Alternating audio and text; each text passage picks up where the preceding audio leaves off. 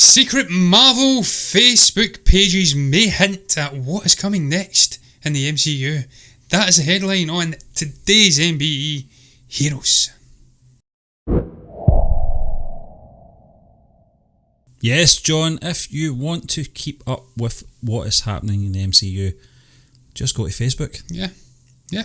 Everyone knows this. Apart According to this article anyway, Secret Marvel Facebook pages may hint at upcoming MCU projects. As you said, John, Marvel Studios may be secretly saving Facebook pages for upcoming MCU movies featuring the likes of Chloe Bennett's Quake from Agents of S.H.I.E.L.D. What is your take on this, John? Because I was not aware that Marvel did this.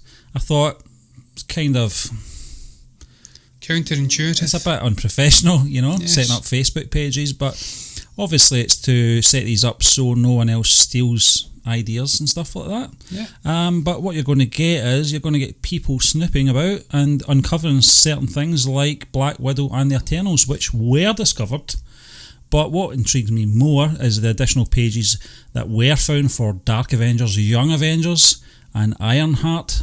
There was also other ones that they were digging around in. I think it was Inverse.com was saying they were digging and they uncovered further Facebook pages for Marvel's X-Men, Avengers vs X-Men and Moon Knight. What is your take on this, John? Because is it a bit irresponsible, that they're using the social media platform to set these sort of projects up, or are they just protecting their own, putting these things in place so no one else steals them? No, I think this is probably common knowledge, Stephen, around that industry, where you will have titles in your mind for the next 4, 5, 6, 7, 8 years, maybe even further along, and you want to protect those names via, obviously, website names and domain names, whatever you call them. Yeah. Also on Facebook, all the social media things, they'll want to pick all these things up so they can get in there early doors and just reserve them, and then when they then get to making these movies, they have it already in place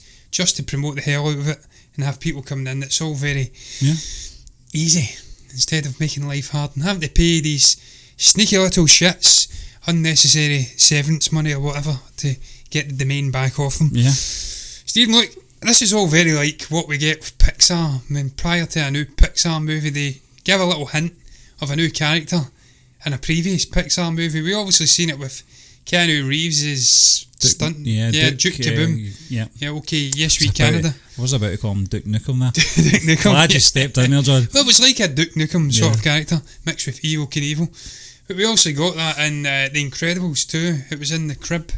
So that's something right, other companies do. Obviously Disney, they fall under the one umbrella, so not quite the same, but similar. You're given a little hint at where you're going next. It's not really spoilerific. Most MCU Marvel fans will have a fair idea what's left in the tank in terms of characters, in terms of storylines. Exactly. Now that Tony Stark and Steve Rogers and whatnot are out the door, so it's not really a surprise. No. But perhaps seeing, I mean, we're going to get the X-Men at some point. Everyone knows that. They're going to use these, John, or they're not going to use them. It's not any skin off their nose, whether or not they do use them or not. But they're just obviously protecting having these spaces on the interweb. Yes. But, I can remember the turn of the millennium. Someone purchased the rights of the URL for 21st Century Fox.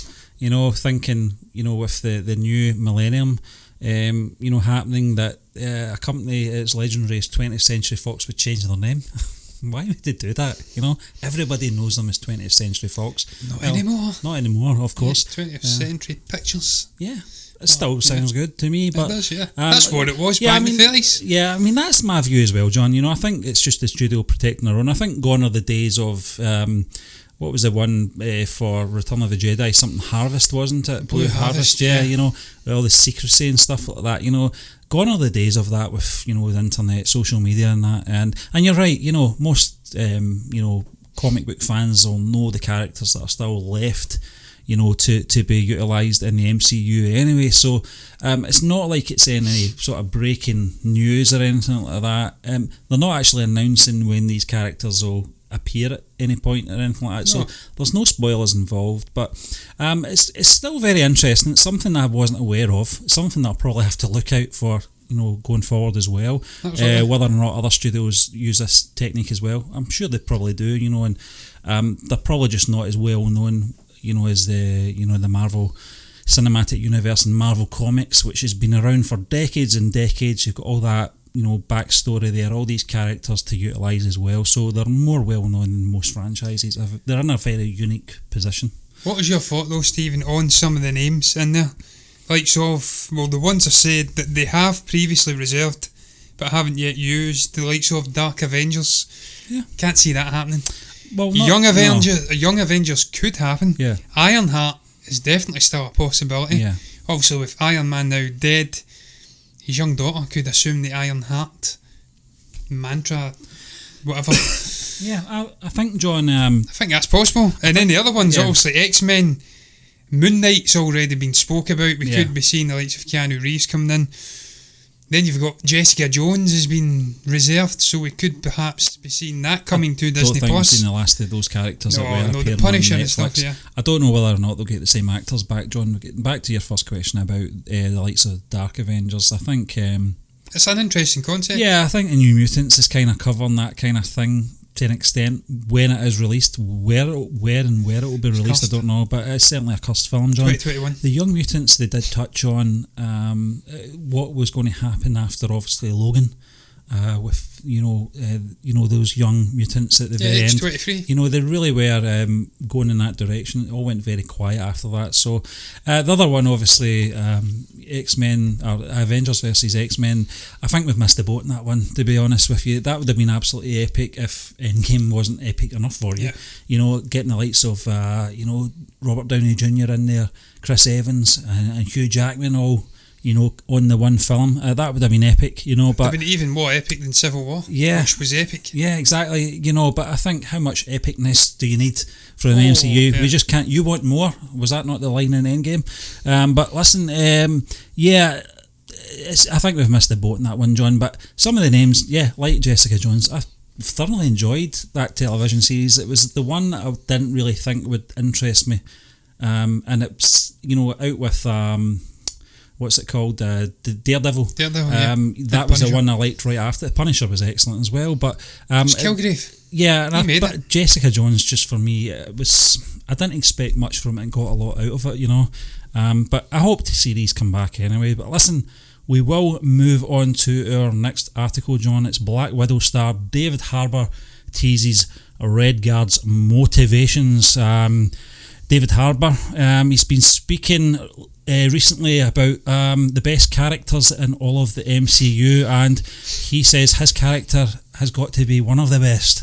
Well, he's going to say that because he took the role on, and he had this to say, if I can find it, John. He says, I think I'm biased, but I think it's the best character in all of the Marvel Cinematic Universe. It's not just one of them, he is the best. He is narcissist. So it's very appropriate that I'm playing him, and I think that, but he's just got so many layers. On one level, he's your classic superhero badass character, but when you meet him, he has this need to be liked, and he wants to be thought of as funny and a big shot, which he isn't. Sounds familiar to me. Yeah, sounds like Star-Lord to me, Stephen, but a slightly more tragic, middle-aged, midlife crisis version of, obviously, Star-Lord Peter Quill. Is it Peter Quill? I always want to say Peter Quaife, but it's not. That's the Kinks, Peter Quill. So it's giving me vibes of that, and as I did say there, the sort of middle-aged, midlife crisis, I'm making that far more convoluted than it ever has to be. I got that real vibe from the trailer where he's at the dinner table, he's trying on the suit. He says, look, it still fits.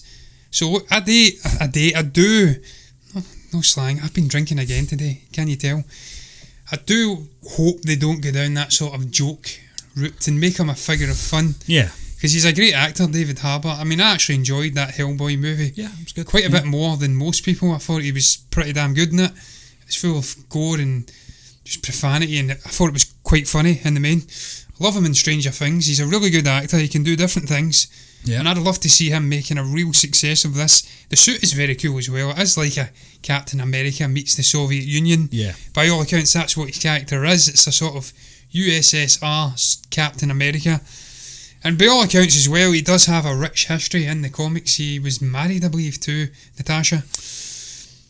Not going to be the case in this. It's going to be strange, isn't it? Jesus Christ, that's really changing it. I mean, he says they were changing it for this movie. That is an abrupt change. Maybe it's not dad. Maybe they've brought her in as an adoptive. Yeah. He's like a father figure. Yeah.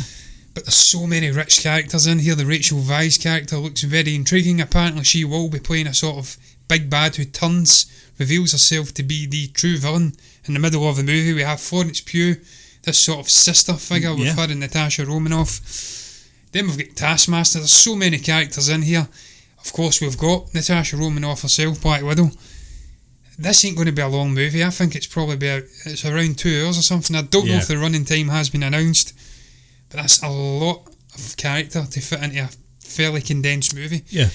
What size of role is this guy going to have? I mean, I hope he's not doing another Hellboy. Well, talking it up and then most people think it's shit. Yeah, I mean, listen, I like his optimism, John, and I like him as an actor, but you're right.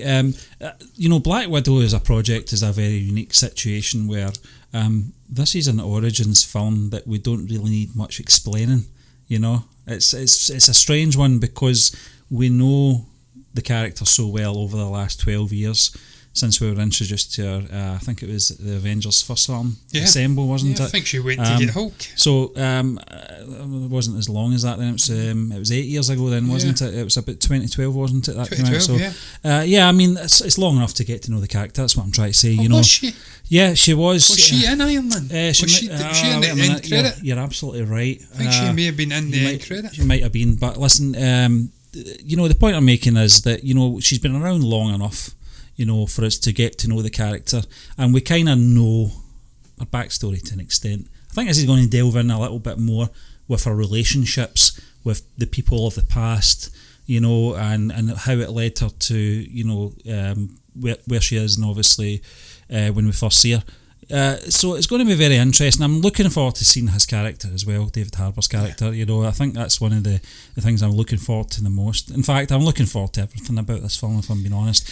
If you'd said to me back in 2012 they were going to make a Black Widow film, I'd have been like, you off your head. She's an assassin. A good character, but I don't think there's any legs there or anything like that for this character to really move it around with. But developed really well. And this is the beauty of the MCU, isn't it? They can do this with these characters, It's almost like a TV show, Steve. Yeah. It's long form storytelling. Exactly. And that's what a sort of Martin Scorsese doesn't quite understand with the MCU. I'm not saying he doesn't, and I understand movies more than Martin Scorsese. No, not you. Clearly not. But I don't think he's grasping what they do with the MCU, what Kevin Feige and all of this myriad of writers and people involved. It's an army. This isn't just breaking each story down, single movie, and subcompartmentalising it all connects. It's all connective tissue joining in, and it's just a gradual developing of the character. You've seen that with Tony Stark. Very beginning, selfish, egotistical and narcissist, turns into the ultimate good guy, sacrifices his own life, his young daughter, seeing her again to save everyone. That's gradual over 11 years of storytelling, 20 odd movies. It's the same with Natasha Romanoff. Slow, steady development of a great character who was sort of superficial and cool to look at, but then develops into a real human soul of the group at the end, holding the fort. It's all about planting the seeds, John. She was in the end credits of Iron Man, incidentally. She says, I want one. Yeah, I can't remember. That was 2008, wasn't it, or something like that? That's a long time ago. I'm old. But listen, as I said, John, it's all about planting the seeds, and that's what the MCU are very good at. Someone that's just equally as good at planting seeds as Jesse Eisenberg. He's planting seeds with Warner Brothers and DC once more, because he would love to play Lex Luthor again after the Justice League. I like Jesse Eisenberg, John. I've seen a few of his films. Always enjoyed this guy's performance in whatever he does. In regards to the Lex Luthor character, it's a different story, but he had this to say. He said, I would love to, because it's such a cool character, to play a villain in a superhero movie is the fun part. The good guys are fine, but the villains is the fun part because you get to be more flamboyant. The hero usually gets to survive, but the villain has all the funny lines. I cannot disagree with the chap here in regards to, and he is an actor. Actors like to get their teeth into meaty roles, John. Complex characters. They don't come more complex than Lex Luthor. He is not your out-and-out black and white villain. He's always got an agenda, and it's always for his gain. That's as far as the two-dimensional side of him goes. It's how he goes about it. He's a schemer, he's a manipulator, and he is an evil man. Let's not forget that. So I can understand Eisenberg want to play the role again. He obviously had a lot of fun playing this character back in 2016's. I think it was Dawn of Justice. And then obviously, I think it was an end credit scene. During the end credit scenes, I think. In Justice Deathstroke. So that might be in his head as well, because this is something that I did want to see. I don't know about yourself, John. I can't Joe speak for you. Yeah, that would have been absolutely amazing, but it's not been written off completely. It doesn't look likely, but that might have been in Eisenberg's head as well. But throughout his career, whether it be like The Social Network, Zombieland or whatever, I've always had some enjoyment out of his performances. And for some, I don't know what it was. Personally, in my opinion, the Lex Luthor role should have went to someone else, John. Yeah. I just felt he was a bit too quirky for the role. He was, Stephen. There was something off with him. Yeah. I don't know what it was. The character's so iconic. I can't sit and lie and say I've read endless amounts of comics about this character, but as you did say, master schemer, manipulator, sort of puppet master, super intelligent. He's like the yin to the yang of maybe a Tony Stark, where he's like the ultimate good, super intelligent guy. This guy also in the DC universe is the ultimate bad, but similar level of intellect and obviously ability to harness technology to his own nefarious ways. And I don't know, there's something off with the character. I don't think he was utilised correctly in this DCEU at all. Of course, it was Zack Snyder who had a greater plan for all of these characters. He sadly had to move away, pass on from doing Justice League because of obviously his daughter and the tragedy that befell his family. So we didn't get to see the overall vision he had for maybe Jesse Eisenberg working with a Deathstroke. I'd love to see Joe Manganiello come in and play Deathstroke, incidentally. I think he seems to be invested in the character. It's a really cool character as well. I could see that coming in and being a guy who pops in and out of different movies. I don't know how they do that, because they don't seem to be doing an expanded universe anymore. It's all single stories. But in some way, it's still continuing on. We've still got Ezra Miller's Flash. We've still got Jason Momoa's Aquaman. We've got Gal Gadot's Wonder Woman. Yeah. We may still have a Cyborg. I don't know if we have. He was actually an interesting character. I thought he got a lot of shit, that character. It wasn't that bad. And who knows, we may still have Henry Cavill's Superman as things stand. It's not been announced. We haven't. So we could very well have Jesse Eisenberg come back as Lex Luthor. I think, John, for continuity, it makes sense. If they still want to, do this expanded universe thing, which I don't think they do now, but if they're going back to it, Henry Cavill, you can't have Superman without Lex Luthor, let's be honest with you, so if Henry Cavill has come back, then it has to be Jesse Eisenberg, just for continuity. But it wouldn't be the worst thing in the world if they did recast him, to be honest with you. It puts me in mind of, Stephen, you've probably not seen this. I watched a TV show with Brendan Gleeson, Mr. Mercedes, and Harry Treadaway, who plays this psychotic serial killer. He shaves his head in at the very end of this TV show, and he looks like Jesse Eisenberg. I just got that in my head there. I don't know why. I remembered him. He looked like him. So, and no harm. And that's what he's more centre to, not a Lex Luthor, a serial killer. Let's see that, John. I think, I just felt that, I don't know if he was too young. He just came across too young for the role as well. I'm not saying that there has to be a certain skinny dweeb as well. Yeah, up against Bruce Wayne and Clark Kent, it seemed just this little weedy guy, But listen, there's different iterations of this character throughout the years, through the comics anyway. So anything goes. But just that, that's just a personal opinion of mine. I just felt that it was miscast in that role. It was nothing to do with his performance. It was nothing to do with the actor. No. I think he's a great actor. Performance was fine, quirky, but it was fine. I just felt they could have did better, But listen, we'll move on, John. We were talking about how good I am at doing transitions. I'm not really, because I would have put this one in after the David Harbour one, if I was thinking straight.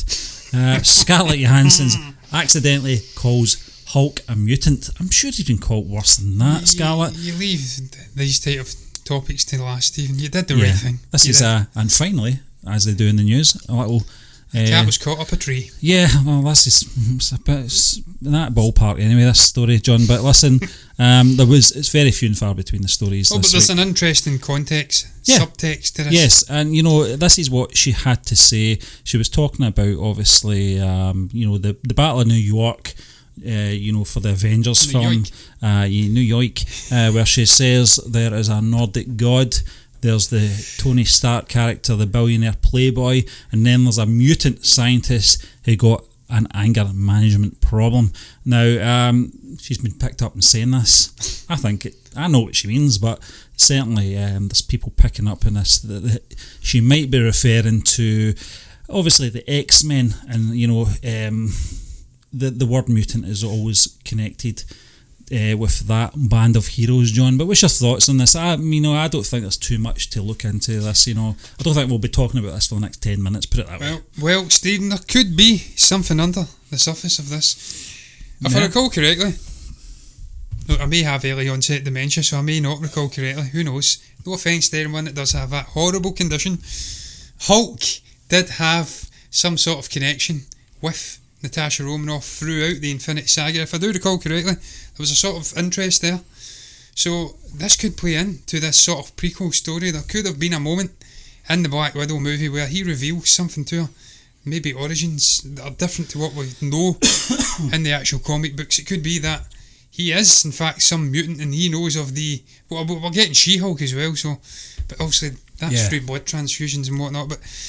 If they want to get convoluted with it, Kevin Feige, it could be a nice way to develop maybe a little spontaneous origin story for the X-Men and the mutants being a part of this universe amidst like Civil War and Age of Ultron. Well, that's the angle I would go with, John. I think the acceptance of having the mutants, the X-Men, in the MCU, it would go a long way to sort of cutting a lot of corners. This was one of the things that I wouldn't say held back the original X-Men trilogy, but they had to obviously have that conflict with the world, not the acceptance of this different species, etc. Obviously, with having the Hulk in there, not a lot of people know how he is the Hulk and how he became the Hulk, so he could be put into that category. Obviously, the likes of Bruce Banner, Peter Parker, were inflicted with their superpowers, whereas the mutants were born with the mutations, as they call them. But from the outside looking in, you can understand that this would work. Well, Stephen, it could be a situation as well where it is like Wolverine, where he perhaps in this, I'm getting convoluted here, I'm going like 6 degrees connection, degree of separation down. Bear with me. It could be that he has had some degree of super strength, but he's not turned into a big green guy. And then he's been further imbued with this via this gamma radiation or whatnot. Also, Wolverine had the things, the actual nail substance coming out of his hand, bone, and then it's obviously reinforced with metal exoskeleton later on. Adamantium, It could be a similar thing. We could maybe fling this. I don't know, it's very convoluted. I'm reading far too much into it as well. I think you're trying to keep this going for 10 minutes. Try to keep it going. Yes. Truth is, she made an arse of it, Stephen, really. She just slipped. She doesn't really care. Yeah. And look, it may hint that Hulk is going to be in there. Yeah. But then again, he might not be. Because I don't see Mark Ruffalo's name on the actual credits. So look, who knows. But I ain't got much more to add, Stephen. I've got nothing to add, John. Yeah, so that's going to round up today's MBE Heroes. On that note then, what did you guys make of that whole shenanigans with Facebook pages being created? Do you think there's anything to be read into it? Do you think it's right, wrong? Do you care? What's your thoughts on David Harbour gushing like a narcissistic freak over his character? Red Guardian, I think his name is. Just spoke about it. Justice League, what do you think about that whole shenanigans? Should Jesse Eisenberg be back? What's your thoughts on the mutant slip? Do you think she meant it? Or was she even aware? You can tell us down below in the comment section if you have anything to say at all. You can also like the video if you've enjoyed it. You can dislike it if you've hated it. You can subscribe to the channel too if you're enjoying the content. And if you do, then you will see us again at some point, probably tomorrow, for MBE Movie News.